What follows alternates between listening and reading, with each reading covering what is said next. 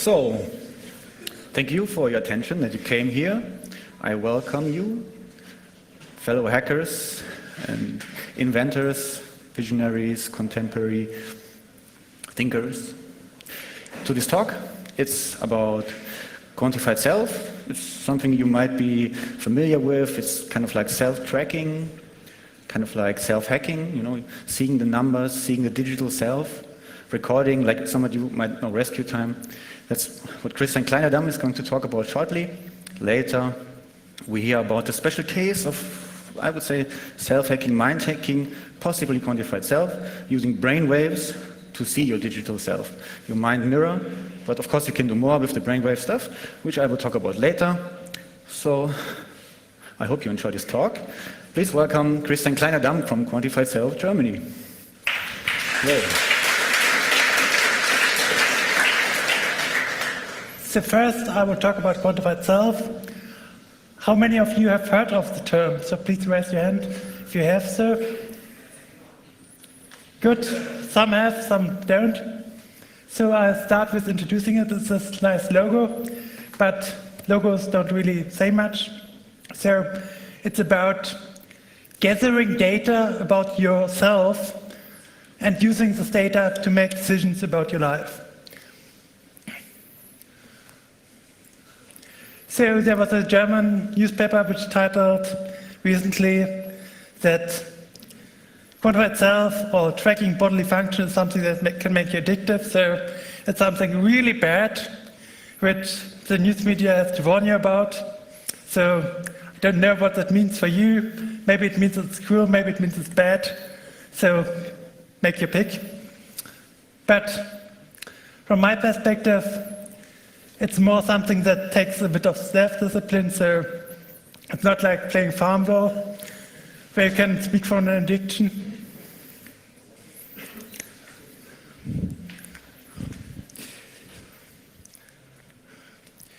So, yes, that's the next thing. What do I track? I track a few things. This is one of the most important things for me. It's my lung function.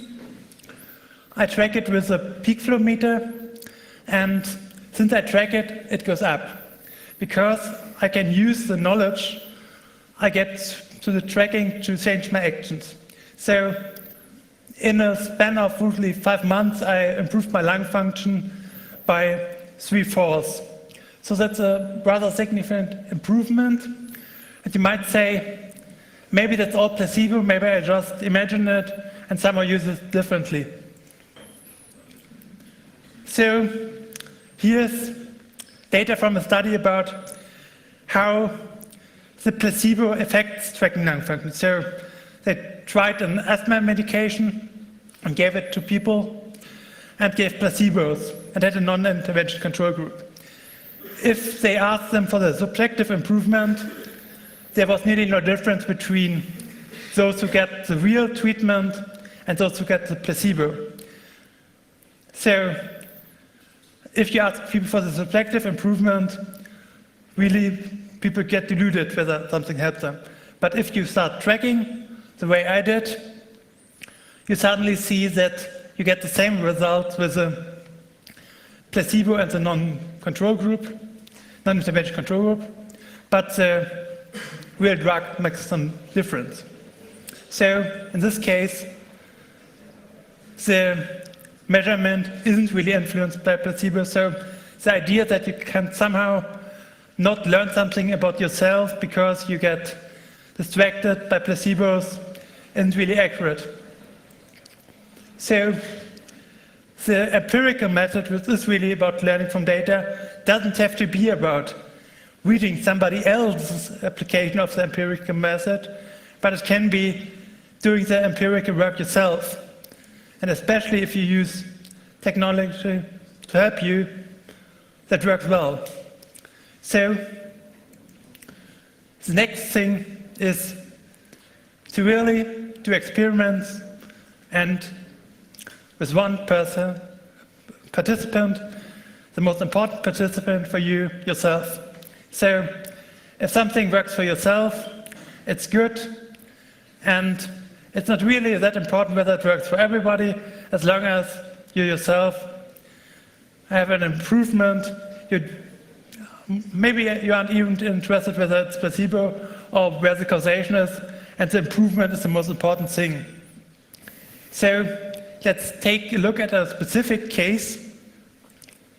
So this robot tried to track his cognitive performance with an arithmetic test and measured how much time he took to solve those problems. And over time, those changed. And then he thought about what made the difference between the change. And he went back and found that it was eating 30 grams of butter. But he changed his diet a bit. And after the diet change, he suddenly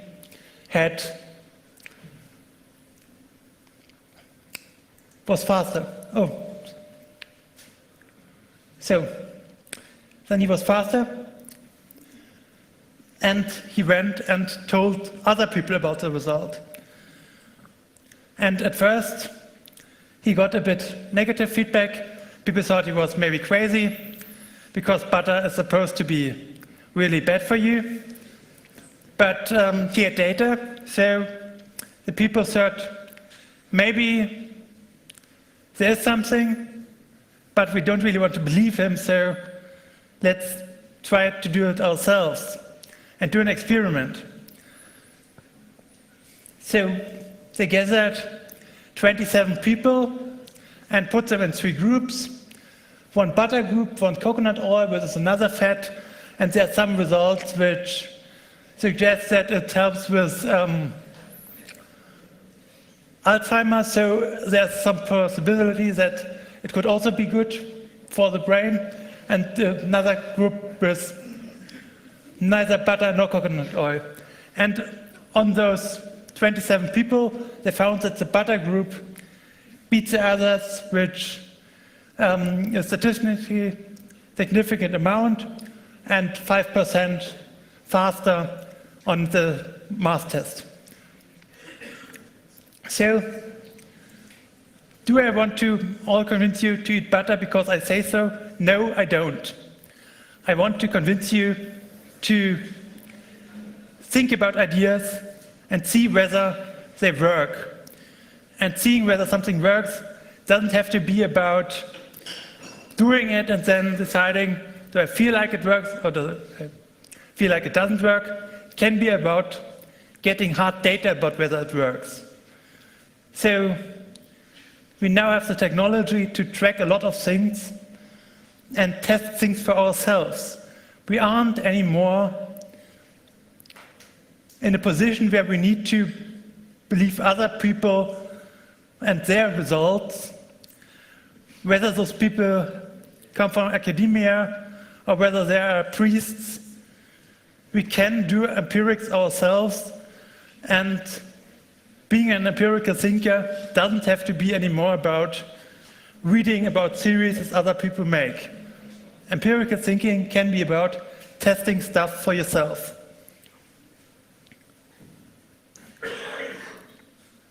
So, I developed an open source application for tracking cognitive performance, but even if you aren't interested in cognitive performance, you can track a lot of other things. I had the example from my lung data, and then there are a lot of other hardware solutions. So you can track physical activity with a pedometer, you can track sleep with multiple things, you can rate yourself, and all those things give you hard empirical data. Unfortunately, at the moment, most of the hardware that you can buy isn't open source. Maybe that will change. Hopefully it will change.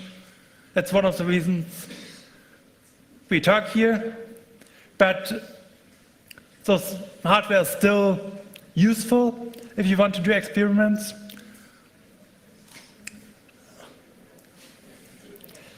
And if you have results, and maybe you want to have results but don't know how to track, you can talk to other people.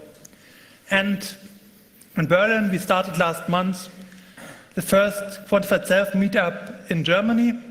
In the US, there are for a longer time other quantified self meetups.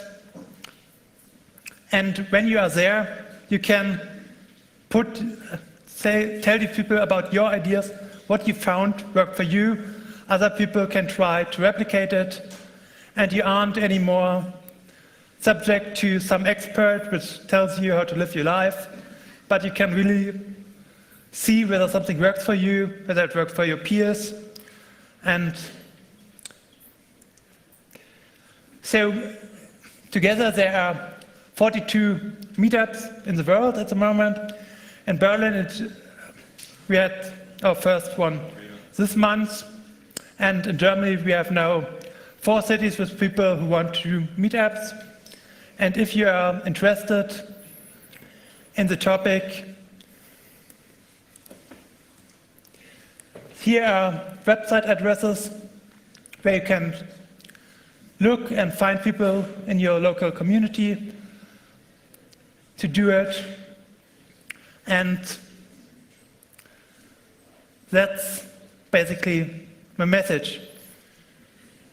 It's really great to track something about yourself. It's really great to improve yourself with it. And finally, to talk to others about it and find a way to share your knowledge and improve on the knowledge by seeing whether it works for other people. And now we will move on to a specific open source hardware application for brainwaves, which MetaMind is going to talk about. Well, thank you, Mr. Kleinedamm.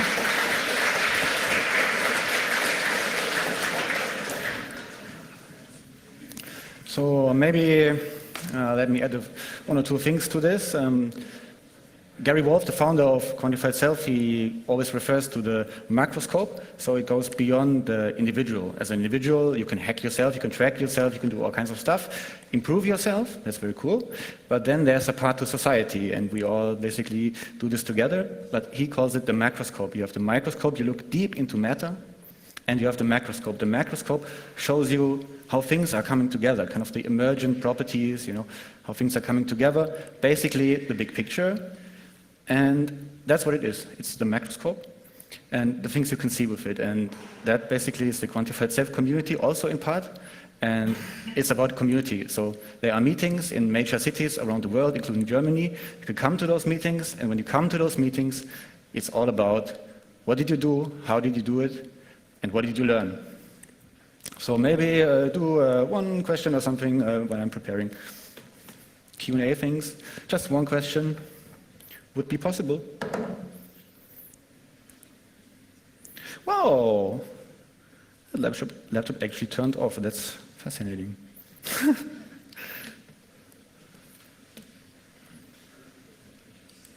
Just when the slideshow ended. So I guess someone has a laptop with OpenOffice. It's amazing. This thing lasts 5 hours. It runs Linux, Gentoo Linux. Never crashes, but Chaos Congress. It's kind of a cool thing. So let's improvise. Might all be staged, because he's actually the software guy. You will hear from him later how all these things really kind of work. And yeah, then there are these crazy, interesting, cool people called the Heralds who have VGA adapters for Steve Jobs visionaries.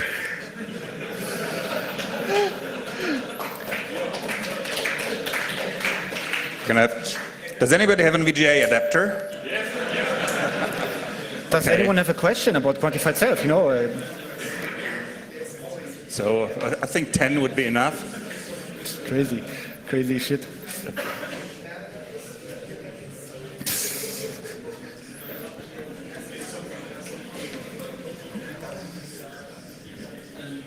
So let's do Q&A about Quantified Self.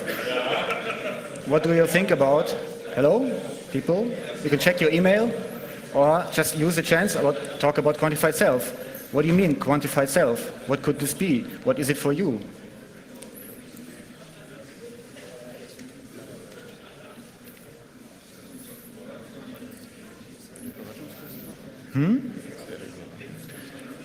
Possibly. Most likely.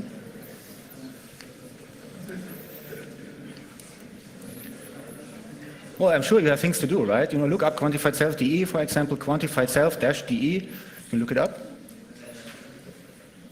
And we can talk about it.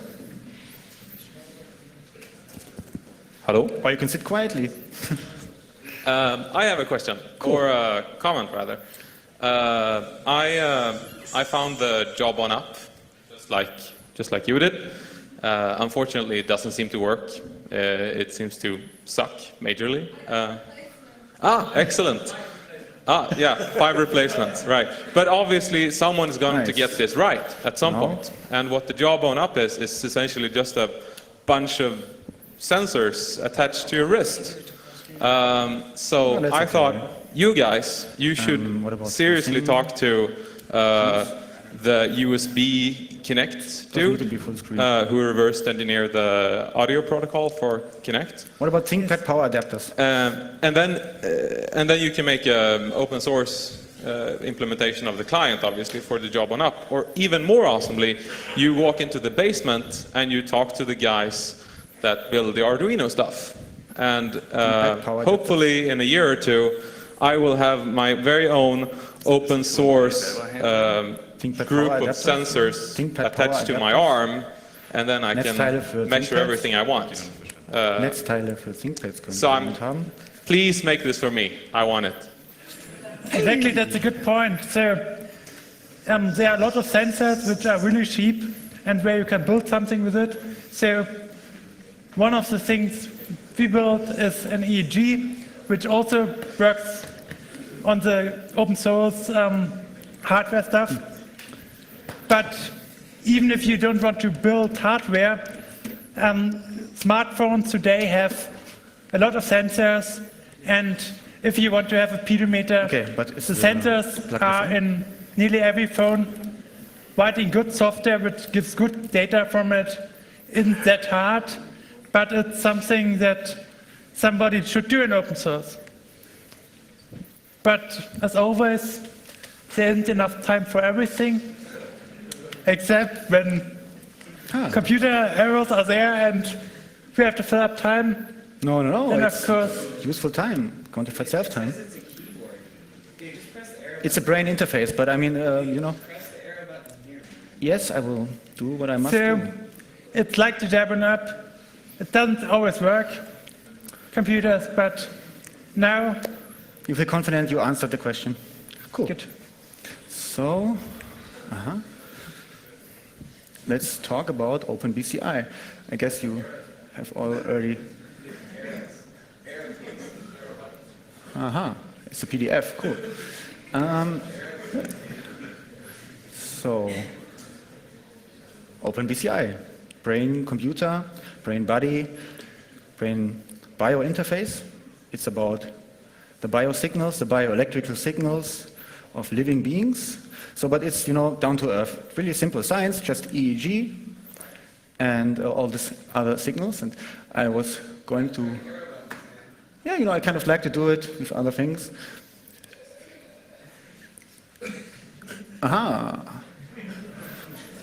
So I was going to talk about motivation, but, you know, to me it's kind of obvious. When I was 8, I thought you could eventually have some kind of brain-computer interface. I called it differently. So I'm going to skip the motivation part and refer to applications. So like I said, it's really down to earth science. Basically, EMG, ECG, and EEG. That's 70, 80, 100 years old. Some people do it for longer. Technology, so we have electromyogram. It's basically measuring the pulses that go from the neurons to the muscles. We have ECG, it's like a hard thing, you know, in hospitals. And the EEG. And usually it's kind of like, you know, takes some time to prepare and it kind of looks weird. EEG, medical EEG. And basically OpenBCI combines all those possible appliances with open hardware, with open software into one easy-to-use package, one software framework that basically for the open source community to be used, and possibly provides also open source biosignal social network solution, kind of setting up on GNU.net and things like that, and possibly plug in for diaspora. So you don't want to be putting your brainwave data to Facebook, but you possibly want to be comparing it with your friends. You want to maybe see other friends who have heart rates similar to yours or brainwaves. Maybe you're looking for an artist, so you can see, oh, right hemisphere is active. We'll come to that later. So EEG is somehow to me the most fascinating because it's about the brain, the heart kind of bump, bump, bump. It's like a wave if you look close at it, but then the brain waves are really, you can really look at them for a long time. Basically, I've been doing it 6 years. But the basic thing is, it's basically a base frequency. You go from 5 to 50 hertz, that's usually what they look at.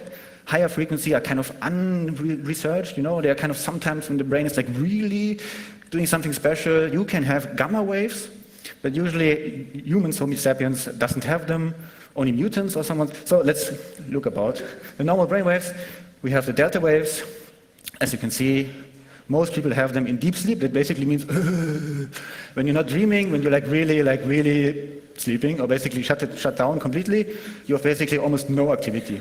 That's not so much interesting. Then theta waves become more interesting. That's basically when you're dreaming, when you have REM sleep, you have theta waves. So the brain it's the lowest frequency the brain can go to and still be somewhat conscious, as you might have observed in your dreams. At least it's possible. And sometimes have them in dreams. You can get to them in meditation if you do really serious stuff, like Zen meditation, Dao meditation. You can some people can shut off their brain completely except theta waves. But the usual thing you want to have in the beginning is alpha waves. They're for relaxation. So basically, when we try out the system later, you can come down to the table or to any German European hackerspace. There will be workshops there. You can try it, and basically, if you just close your eyes and inhale deeply, most people can't resist to generate alpha waves, basically relax. And that's kind of the way I test my system. If you're measuring brain waves, you could be measuring alien interferences, whatever, some kind of thing. You probably argue that whatever you are measuring is noise. But when I close my eyes and inhale deeply and I generate alpha waves and everything turns off, it looks like a good calibration to me. Let's skip all that stuff. There are beta waves. That's usually, you can read that stuff. You focus, you work. So then we have certain technology to influence the mind. Basically, there are binaural beats. The details, you can look it up in the Wikipedia. Don't want to bore you with it. It's not that important. They kind of stimulate your mind, with different frequencies. There are also noise things, which are particularly interesting, different forms of noise. And there's an auditory way, basically through all senses, to influence your mind and your brainwaves. Classical approaches have been done by the hippies or by shamans. Kind of look into a fire, you see something like flickering around. It will make you kind of relax or even possibly see some god beings or basically meditate, shut off your frontal cortex. Hippies have been doing it, I particularly like it. You just take a turntable, make a cardboard box, make some holes in it, spin the turntable at a certain frequency, possibly listen to music, and you get the other effect, added effect of, if you look at it at different heights, different frequencies. That's the classic way. Of course, you can do it in a different way, like modern things. You can have DMX controllers, you can control them, of course, with APIs.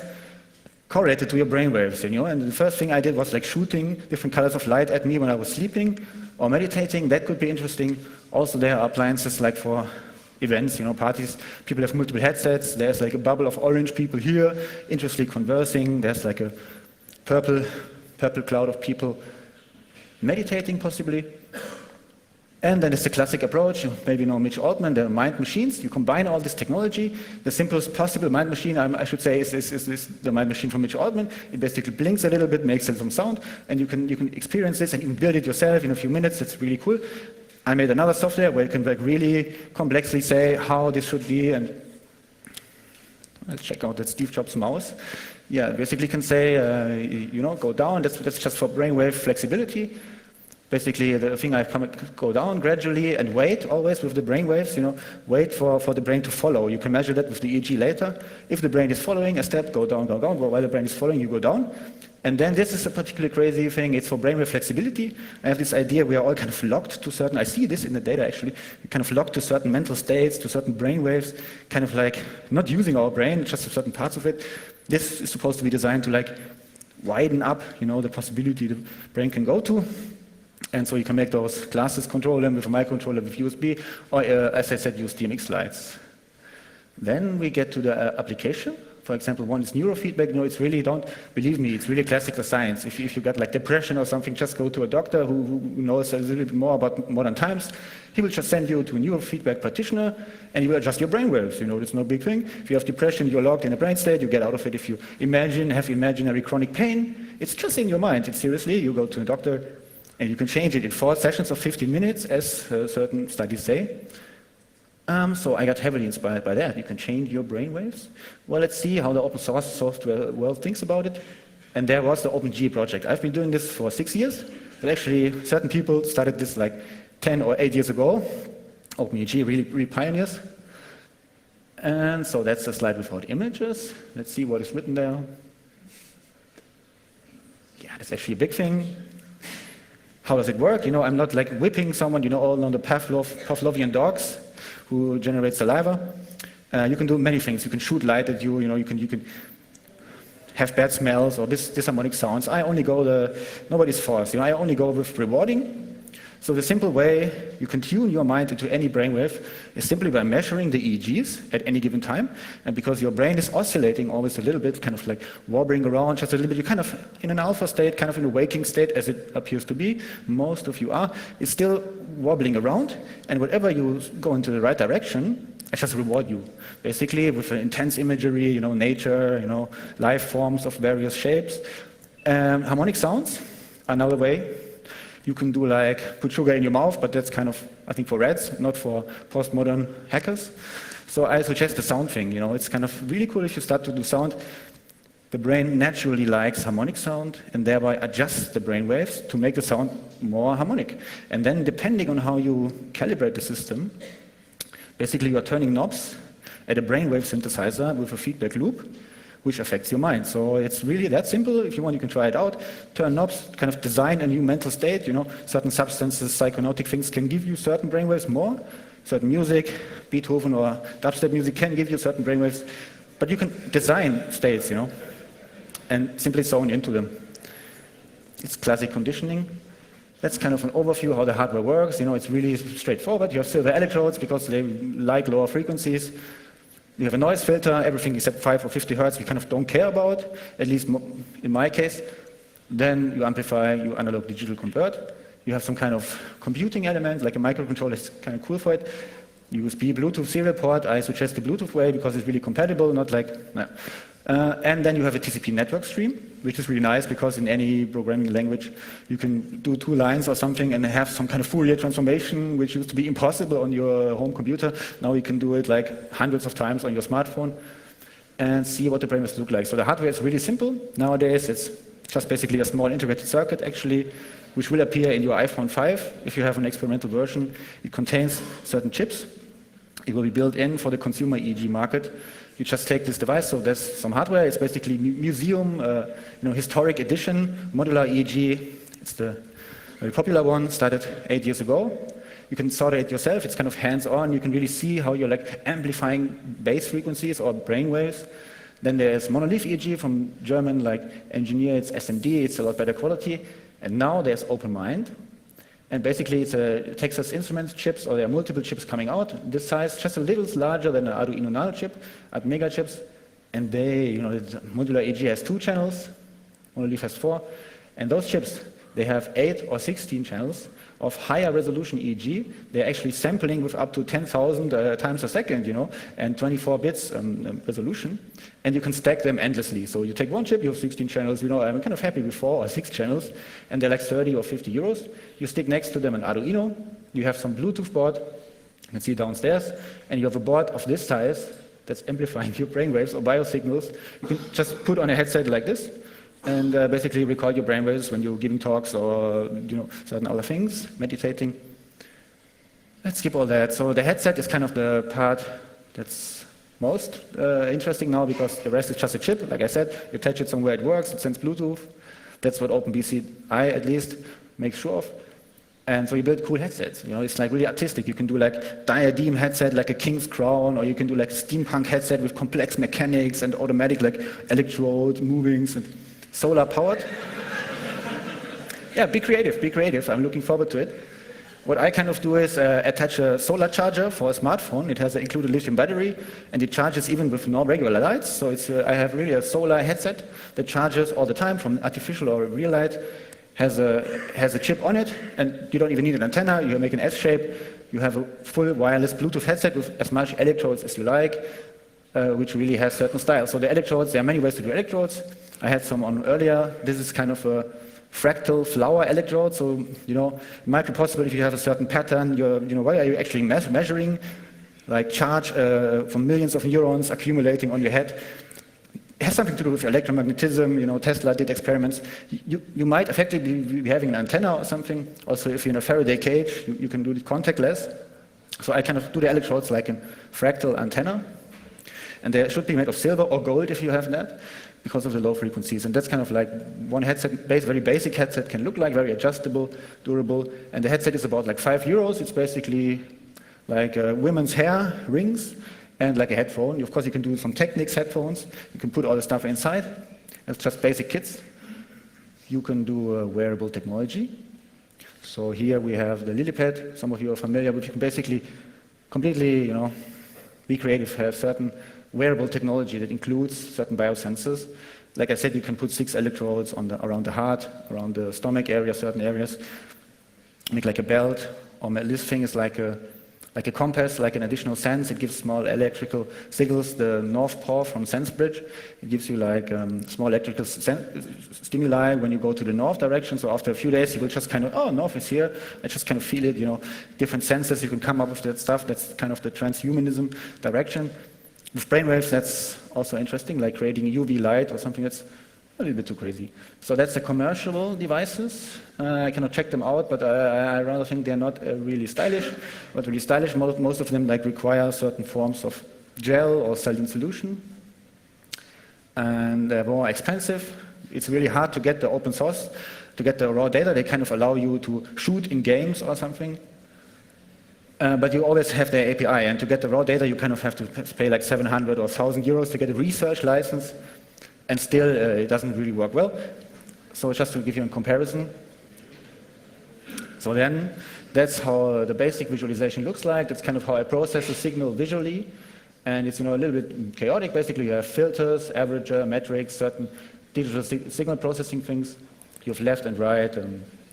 Brainwaves displayed here in a Fourier transformation. You go from 5 to 50 Hertz, and it goes back in time. I will show you a video, possibly, if the Gen 2 is booting, left and right hemisphere, and the other thing is kind of like a metric. Left and right is going up and down, depending on your hemispheres. You should see this in action, especially if you try this, like a little bit in a quiet place. After a certain time, your brain will kind of become aware. What I'm seeing here, what I'm hearing here, you know, somehow seems to be correlated to something inside me, and that's this wake up experience. You know, kind of like lucid dreaming, and you kind of become able to control the lines. You know, make them go up and down. Kind of say, oh, I'd like some more purple here, and if you're not like really tensed, you can do it, and basically then change your brainwaves. So that means if you want to be more creative, there are no more days like, I don't feel really concentrated, I can't concentrate, have a writing blockade, no creativity. Just basically look at this visualization for 5 or 10 minutes, tune into creative mode, tune into focus mode, tune into shut-off mode, like sleeping problems, you know. It's just for Homo sapiens, but you don't need to have those things. You can do something about it. Let's skip all this. I might be showing you a video. Just check out the website. You see it in the lower part. You know, most of the things you can just look up at yourself. I just wanted to show you things are possible. If you're kind of interested, look it up, and we can cooperate. Every hackerspace has a group, and you can meet me there. So digital signal processing, just, you know, some guys know what it is about. Wavelet transformation, Fourier transformation, sliding window FFTs, all these things, you can do them. And that's interesting. Psychologists, they never do this. I don't understand. They always say, well, you kind of look at the brainwaves for many years, and you kind of get a feeling if this person is schizophrenic or autistic. What the fuck, you know? I mean, do some signal processing, find out at least certain frequencies, which is really easy possible. Like in any program language, you just say open signal, do FFT, and visualize. And it's 3 lines of code. Why not do it right now? Anyone has laptops? Well, maybe later. Then there's the cool thing with clustering and data mining. Personally like that a lot. Data bionics, kind of inspired from nature. Things like simulated annealing. You express data kind of like a mountain range. You put in the data as water and you shake it around. Certain things fall to a place. It generates maps like that. It's called an emergent self-organizing map. Basically, it's a technique to project n-dimensional, like if you have 20 electrodes, you have 20-dimensional data. How are you going to like visualize that?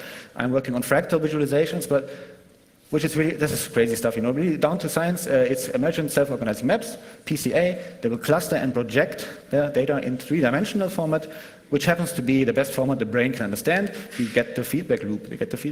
That's the really interesting part. Well, you don't have to look at this very much, but that's kind of like a software framework we are suggesting, which could be used for any biosignal. You have inputs, you have network streamers, whatever, databases, clouds. If you want, you can look at it and help work on it, try it out. Then, I don't want to read that, applications, you could have hours for it. Look it up, read it up, think about it yourself. I particularly like the MIDI sound thing. You can, of course, you can do turntable control. Your left brain is like logic, so you just do mental calculations, Come up with interesting mental calculations you can solve, but are not that easy. Your left brain will basically become active. And you can see that in the signal. You can turn the pitch up. Your song number 1 will be playing faster and slower, faster, slower. Then you kind of like be creative, think of a beautiful moment, from your life. And you will have right activity. Could be interesting. Demos are following. But then what I like is send this shit to synthesizers. Analog synthesizers, basically governing the left hemisphere. It's just doing the rhythm. So you can easily kind of very quickly learn now, or like don't, or like, now. Just bring your mind into the outside or in the inside. That will make a clear signal in your left hemisphere. And in my setup, it governs when there is a sound. So like tuck, tuck, tuck, tuck. Depending on your right hemisphere, you get a pitch. And that's fascinating because you're subconsciously creating music. Usually you need 10 years to master the grand wing piano or to master the sitar or something in your lifetime, and eventually become able to like freely improvise on an instrument. And then cool things happen, creativity happen, composing. You have heard about Beethoven, people like that who are deaf and still compose. And that usually takes a lot of effort. With this system, you just kind of generally give a background beat, half consciously, and let your right brain hemisphere or wherever you put the electrodes kind of do the rest. And the brain will like harmonic sounds, and the right hemisphere will be creative. So you will have, I have done this hundreds of times, it starts like ding ding dong, ding, and eventually it becomes a rhythm. Eventually, after 5 or 10 minutes, it becomes more harmonic, like a sine wave. And people who have never played an instrument are just doing drum and bass or classical music or dubstep, break lines or synthesizers. You can also put multiple headsets into the audience. It's kind of stressful for me to people break the headsets. Could be giving you headsets, and then you are the bass line, you are the synth. Kind of mix it together. You're making live music. It's not about the person in front anymore who's spent their whole life and somehow has a talent for piano. This creative thing, especially music, I think it's obvious. Then self-control, mental state. That also is one of the things that got me into it. It's kind of what meditation is about. You just, go into a mind state that you want to be in. Be creative, be sleeping, be dreaming, be active, be flying around. Whatever you want to be, you can learn that. That shows certain studies. Do it 4 times, 15 minutes. Through the feedback, you get rewarded, your brain goes into it. You kind of feel a new muscle in your mind that you will be able to use.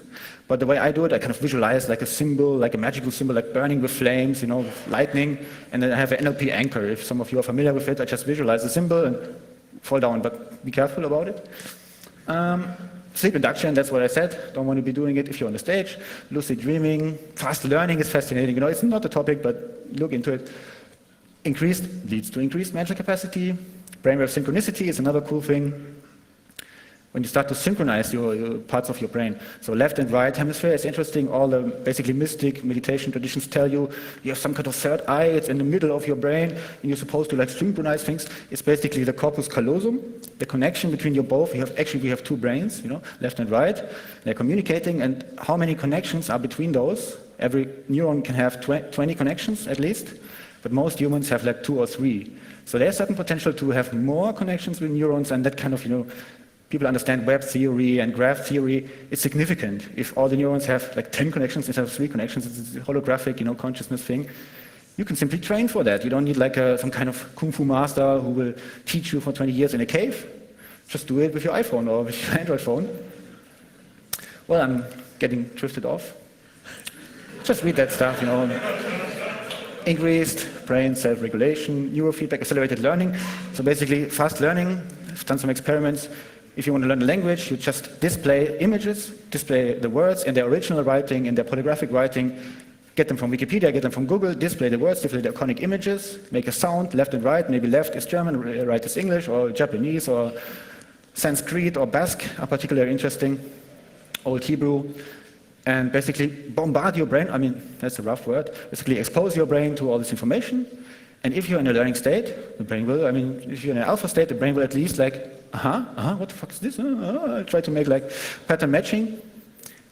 And then that's the problem. If you start going faster and faster, like with fast reading or fast learning, usually the brain will at some point shut off. You will see this in meditation. That's all what meditation is about, noticing when you're not like present anymore. Interesting, power, you know power? Haha, let's laugh. So, where was I? The accelerated learning. I see the potential at least a little bit. I mean, you kind of show information faster and faster, basically reading text, seeing images of languages, and the brain will shut off and no longer follow, but you won't realize. So you will try to keep learning, you try to keep reading, jumping back. Everybody knows that you keep reading because in school they taught you keep reading the same way. And eventually you realize, oh, I didn't get anything, I have to jump back a page, you know. With EEG, you simply notice that there's this P300 signal in the brain. You can immediately see in the brain, the brain is understanding, or what's this? You can see this clearly in the brain as this P300 event-correlated potential.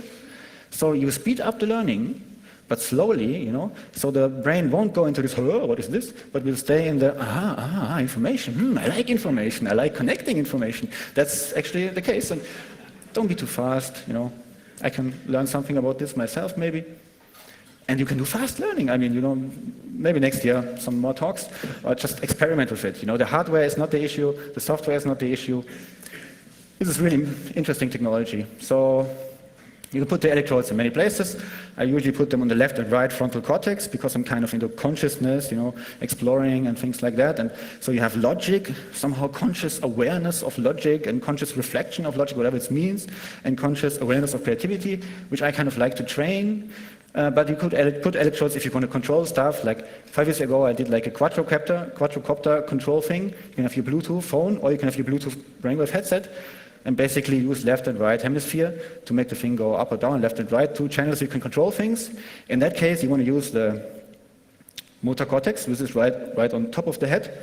And basically your whole body, your sensory experience is mapped on that parts of the brain, and especially your hands, your lips, but still also your legs are a very large area, so it's really simple to put an electrode there. And I cannot like see if you look like, you know, if you're like doing Tai Chi, I cannot tell you like how perfectly, exactly you're moving, but I can say something is going on with your hand, something is going on with your leg, and probably most people will be running or walking.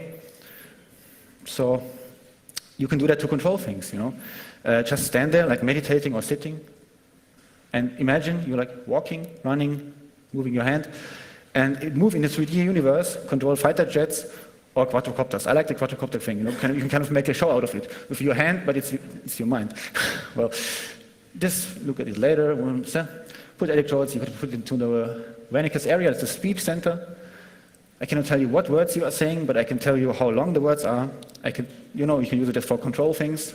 The visual cortex is interesting. In Braunschweig, they show you like go or chess patterns very quickly oscillating, and look what comes back in the cortex. They also have this basically information flowing through your brain from front to back, and if you turn a knob, it will turn something in your mind. So now the boring part starts. Please start checking your email. I'm kind of losing energy. What does it mean? You know, where does it go? We all know about industrialized technology, what it meant, you know, mass producing. It's not only kings who have certain things, not only meditation masters who can do certain things, like everybody kind of can, you know, have many things. There's Moore's law, so it will very certainly happen. I've seen it over the last years. Precision, processing power, usability and comfort will rise significantly. Physical size, material cost, energy need will decrease. I showed you the hardware, it's just a simple chip, SMD, very low power. And we have things like internet communication, you know, industrialized technology, it's cool. Internet communication with open community, social groupware, cloud computing, and crowdsourcing are somewhat, I think, like a motor of evolution. We'll see about it. Then there are certain things possible which I haven't implemented completely, but I think are possible. You read it, you know, it's very abstract, I don't want to explain it. It's all about open community, at least with OpenBCI. Let's share, let's collaborate the ideas we have. Let's just work on the projects, have fun, possibly build a kit, improve it, hack the project, you know what it's about. And let's build a brainwave social network, you know. That might be interesting for future things. I have a Japanese friend who's been doing this for 40 years, actually, with the first Mac computer. He used analog synthesizers and, with tube visualizers to have like a brainwave signal, and he's like did it for 40 years. He's in Japan, and I regularly kind of like synchronize my brainwaves with this friend over the internet. And so why not? You can say you don't need a personal computer in your home. I think we might be having some fun with brain interfaces in our home, at our workplace. I mean, it's coming anyway, certain medical people, probably your employer, they will just say, don't use Facebook. They do this. And they will say, we are measuring your brainwaves. And if you're not focusedly working, we kick you out. So be aware of the brainwaves. Of course, I'm very aware. You can do something yourself, kind of like a defense thing. Certain people will measure your brainwaves. You want to know what's happening.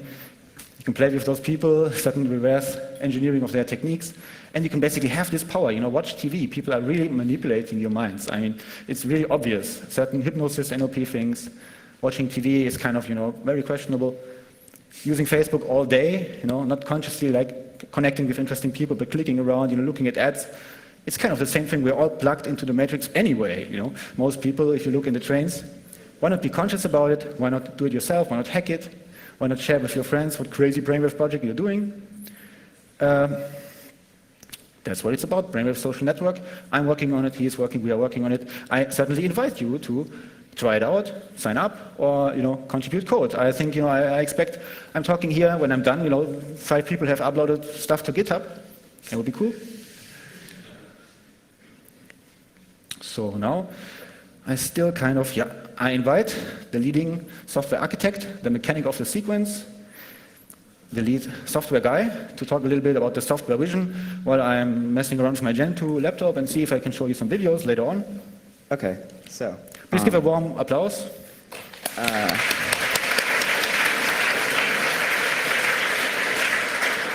Okay, so all those applications that he had up there, boring. We're not going to worry about that because that's like old technology. So, full screen. How do I do this? Apple Shift. There you go. Got it.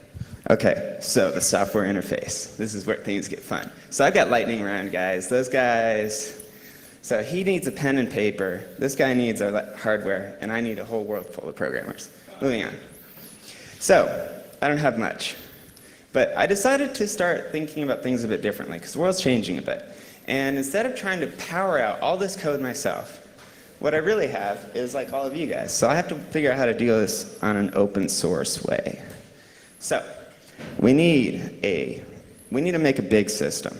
So we need an editor with a GUI interface. So if you guys are familiar with Steve Jobs, maybe the next presentation video, he shows how he makes interfaces, those sorts of things. I want to make that. So you also need a symbolic programming language. So what is a symbolic programming language? Symbolic programming language is a language that you can recognize without having to see text. And then you need sequences or routines. And then you need an ecosystem of routines. That's where you guys come in. But we're getting there. So browser, GUI editor, I figure I can just reuse some AJAX or components, blah, blah, blah. Language needs to be JavaScript, CoffeeScript, or whatever, my future symbolic language. And it needs to be in real time. So let me just talk about a symbolic programming language. This is something that I want to work on, but don't really know how to start. Well, actually, I know exactly how to start, but whatever. So it needs to be able to translate from text to the symbolic language. I'll get to that in a second. And then back. So if you guys saw the other chat on the Cartesian genetic programming, this might sound familiar. So each sequence is sort of like a set of logical sequences, right? So using Cartesian programming or something similar, we will be able to optimize these routines. But that's in the future. Let's just try and get the first part now. So what we need to do is we need to remove the separation between syntax, making them sequences, logic, and make the programs seem sort of like functions and like variables. Like basically blend variables, programs, functions, and the interface all together. So So now think of a sequence. So what is a sequence? So a sequence is, well, let me describe them first. I'll come back here. So, like, let's say you have, this is my first design, just to give you guys an idea of where I'm going with this. I'm trying to do as much research as I possibly can. So imagine you have 4 axes, where each axis has positives and negatives and neutral values. Well, in this concept, I have 4 elements. And in the FIRE world, I have definitions. These are packages, functions, and variables. That's how I can remove all my whatevers.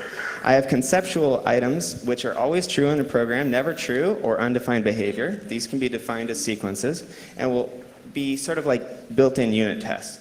Because the program can be used and the inside of the interface using sequences, it automatically would build unit tests as you're doing it. That's okay.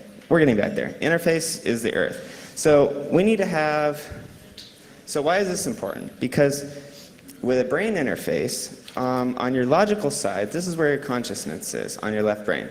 But then on your left-hand side, on your, or your right brain, you have many subconscious things going on at one time. It's like a huge parallel processor. Well, this sort of prepares your entire body to run through these sequences. Well, think about when you're learning to ride a bike. At first, you have to think about it a lot. You have to really think, okay, I'm going to put my foot down, I'm going to do this, I'm going to put that. You know, you really think about it. But then later, it just becomes like riding a bike. So later, I anticipate that this will be true because when we built the program where we hooked the synthesizers up to our brains, at the beginning, it doesn't feel very natural. But then after a while, it becomes like moving on a new muscle, and you can modify the sounds with your mind. Well, programming will become very much the same way, and I want to make interesting experiments where I do lots of drugs and try and program. But that's in the future. Can I show some images? What? I could be, I want to really show some images. You can keep talking. Yeah, so let me just finish real quick and then you can do it. Cool. So, in the ecosystem, I'm going to need a repository, and I'm going to need to have each sequence, or, you know, potential part of a program. Think of it like an IC or a resistor, or like a capacitor, or any you know, small section. So they have to be accessible, and they have to be able to be I don't know how to call that, called for. So that's why every sequence has to go, that's why every sequence has to go forwards and backwards. So when you're writing, so there should be an ecosystem of sequences as well. So when you're writing, you know, what you would be to you, the typical way of writing, and somebody has improved that syntax with a bigger thing, so that would potentially show up. And then a way to combine these parts with a recognized system of inputs and outputs, those sorts of things. But then, I don't really have all this very much yet. I want to really show you guys tomorrow, and I really want to encourage you guys to stop by the table, because I will likely have a working system. However, there is one catch. The driver for the headset box works on my Linux, but not on my Mac. And the driver for the program works on my Mac, but not my Linux. So, well, let me show anyway, come by tomorrow. We need more energy. Peace, guys. Cool.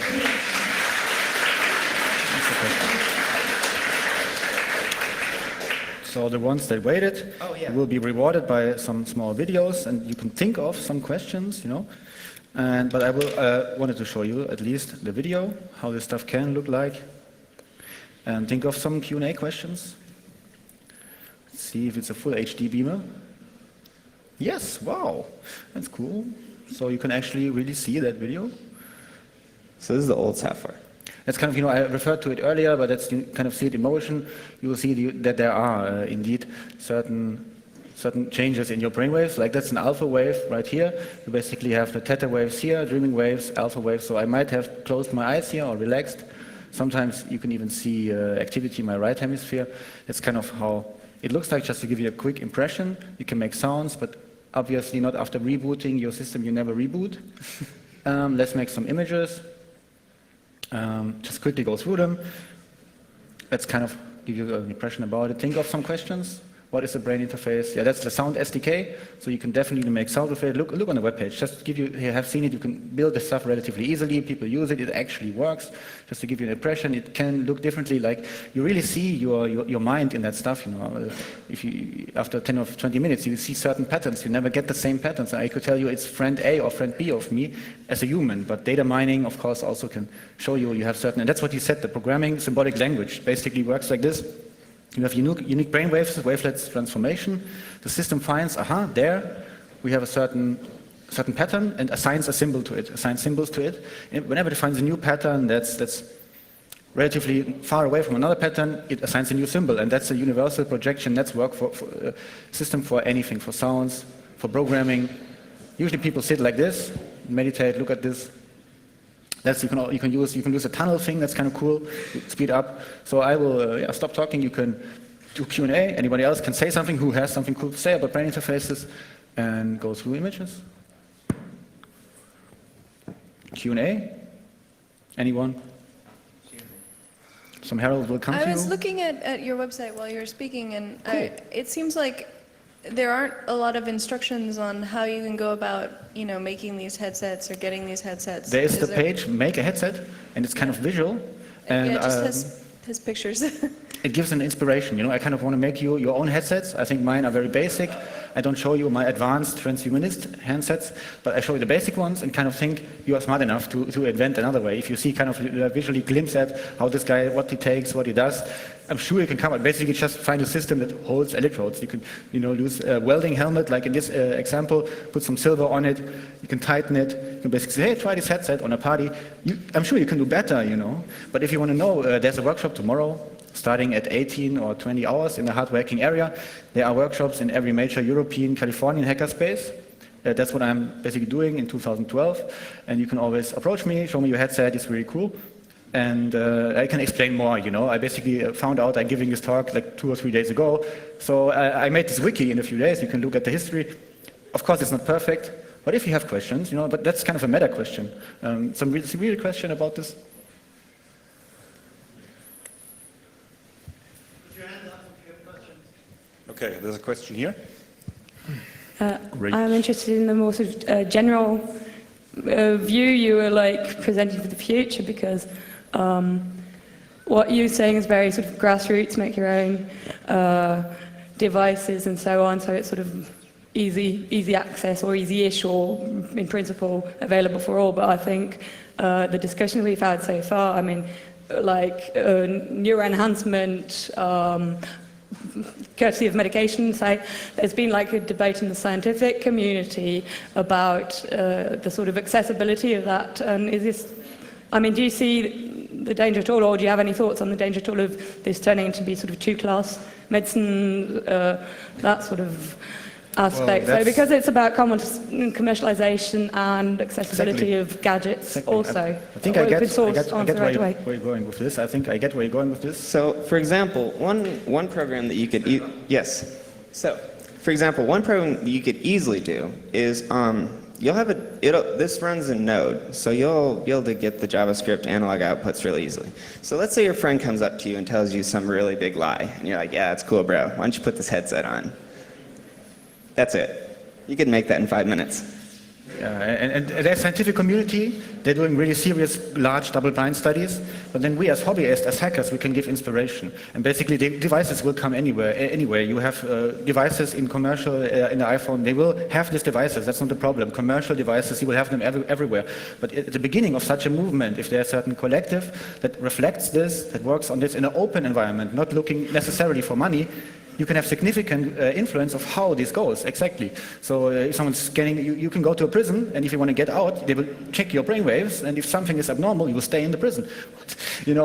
Someone is robbing you of your holiest thing. In quantified self, they will rob you of your body, basically, or in your living room, in your bathroom, they will scan if you have smoked, you get less bonuses, and this will happen anyway. They will check out your brainwaves, but if it's an open community, be creative about it, how else we could use this, and then basically shape the perception in society to make it not only like, oh, brainwaves, they're controlling my brainwaves, but I am creating my brainwaves. So we still have time for 2 important questions. Ah, okay. Okay, so I have actually two questions, one for each. So in your talk, you said that you could cure a chronic pain in Do 4 some sessions. visual indication where you are, please.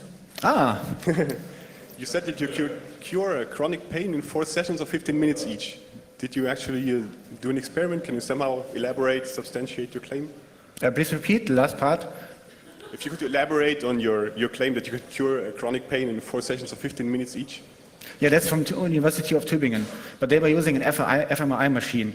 So it's but the basic concept of neurofeedback. I didn't have any chronic pains, but I made other changes to my brainwaves. But I mean, it's just, you can look it up. University of Tübingen, if you have chronic pain, like a limb has been separated and you feel pain in a limb that's not there, what are you going to do? You're going to do neurofeedback, lie in an fMRI machine, look at the fire, and try to make the fire less burning, or more burning. And this is this intuitive visualization thing, like similar to this, or like a fractal multiverse thing, twisting. And people will just say, oh, less burning. Or maybe more fireworks, more intense, colorful fireworks. And your brain will do whatever it does to have this more intense fireworks, which happens to be the negative of your brain, pain center in your brain. We basically shut down your pain perception center. Also, if you correlate two parts of your brain, there will be more connections. So it's really, I think you can reprogram your neural circuits with this technology.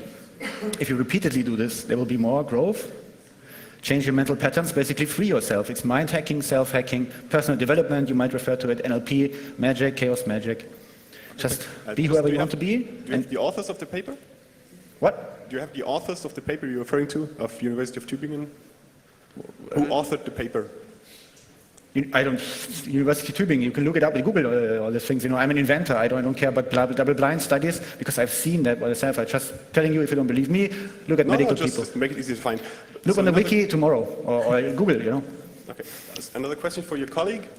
You said in the beginning you did an experiment on lung function. Do you remember in the very beginning you did an experiment on lung function? Yes. Where you gave asthma medication to a study group. Could you elaborate a bit on who you did the experiment with? What medication did you use, and did you have supervision by a physician? So there's, on the one hand, my own data about how I improved my lung function, and there's a different study done by other people that I'm not related with. So I'm not really that much in detail in this study with the placebo. So the basic story is that there are people with asthma, and they got asthma medication or placebo, which compares to the medication. So they don't know what they got. So do you want to know about the thing I did for my own lung function or the study? So what I did myself, so it's more or less complicated. It's about being relaxed and doing something to relax different parts of my body in hypnosis. So it's a longer story for the details, but it worked. Okay, and we have one last question from the internet. Yeah, sorry, it's late. So, sorry. The internet demands to know, Meta, what brand and model are your sunglasses, and could you please show us some live demo and please source code of the cool programs you wrote? Yeah, you can go to the wiki. There's a link to the GitHub. And I've been using certain internal things which I will be releasing softly. It's brainwave hacking. The first time I connected it wrong, trying to make harmony, actually made chaos. You get intense headaches. So this is like fusion energy. You can really hurt yourself. You can hurt other people. I'm slowly releasing the things. But you can use Brainbay. That's an open source software. And you have my presets, for example, for this. You go to GitHub. I've linked in the wiki. You go to a brainwave filter chain.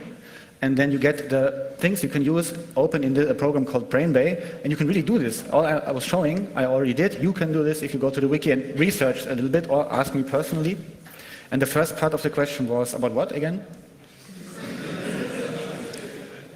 Yes, about sunglasses. Yeah, it's freak out. Freak out. basically coming out. It's like a queer coming out, and they have sunglasses with peace, hippie symbols. And I like them to be conscious of who I'm making eye contact with, who is making eye contact with me, because I'm kind of sensitive and know about brainwaves and probably would like to communicate with you, but sometimes choose otherwise. And it's called Freak Out. You can get them on the internet. Or actually, I got this one from a flea market, from the Mauer Park. Or you go to Freak Out in Friedrichshain. They have lots of cool freaky out thing stuff. Freak Out. The internet, thanks you very much.